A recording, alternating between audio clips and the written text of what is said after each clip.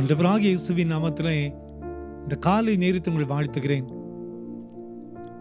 பைபிள்ல ஏசாயா 33:2 ஆண்டவரே எங்கள் மேல் இரக்கமாயிரும் என்று பக்தன் சொல்லுகிறார். ஆண்டவரே எங்கள் மேல் இரக்கமாயிரும். Lord have pity on us. ஒரு இரக்கம் நமக்கு தேவை. அவர் இரக்கம் செய்கிற ஆண்டவர், அவர் இரக்கமுள்ள ஆண்டவர் என்று வாசிக்கிறோம். அவர் இரக்கம் உள்ளவராய் இருப்பதனால்தான் இன்னைக்கும் நம்ம ஜீவனோடு இருக்கிறோமே. ஒருவேளை நம்ம வாழ்க்கை திரும்பி பார்த்தோம்னால் எத்தனை தீமைகள், எத்தனை கொடூரமான பாதைகள், எத்தனை பாவங்களை விழுந்தோம், எத்தனை ஆண்டவருக்கு விரோதமாக நாம் போயிருக்கிறோம்.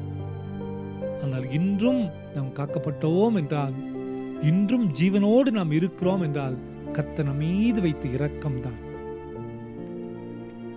ஆண்டவரே எங்கள் மேல் இரக்கமாயிரும். அந்த இரக்கம் தான் இன்னைக்கு நம்மளை காப்பாத்துது. அவர் இரக்கம் தான் இன்றும் நம்மை வழிநடத்தி கொண்டு வருகிறது.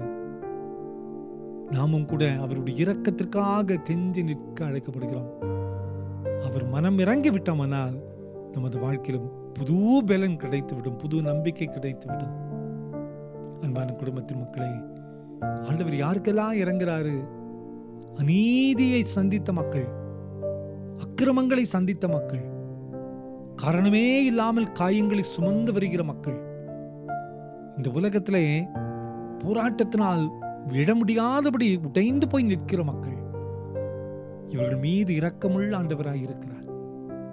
நாமும் கூட அவருடைய இரக்கத்தை பெற்றோமானால் இந்த உலகத்தில் ஜீவிக்க முடியும்.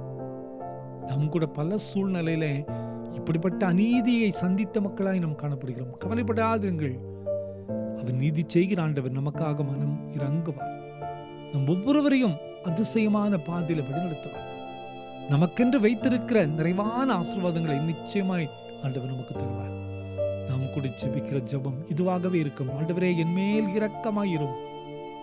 அவர் இறங்குவார், நம் வாழ்க்கையில் அற்புதங்களை செய்வார். கவலைப்படாதிருங்கள், அவருடைய இரக்கம் நம் மீது இந்த நாள் முழுவதும் இருக்கும். ஜெபிப்போமா? அன்பின் ஆண்டவரே, இந்த செய்தி கேட்டுக்கொண்டிருக்கிற ஒவ்வொருவருடைய வாழ்விலும் நீர் மனதிறங்கி அற்புதங்களை செய்வீர் என்று நம்புகிறோம். ஒருபோதும் எங்களை கைவிடாத தேவனப்பா, எங்களை நினைவு கூர்ந்து எங்களை காப்பாற்றி எங்களை பொறுப்படுத்த வழிநடத்தவே நம்புகிறோம். பிறந்த நாளையும் திருமண நாளையும் நினைவு கூறுகிற ஒவ்வொரு பிள்ளைகளை ஆசீர்வதிங்க. உம்முடைய இரக்கத்தினால் நீர் எங்களை நிரப்பும் அப்பா. உம்முடைய மகிமையின் சமாதானம் கொடுக்கட்டும்.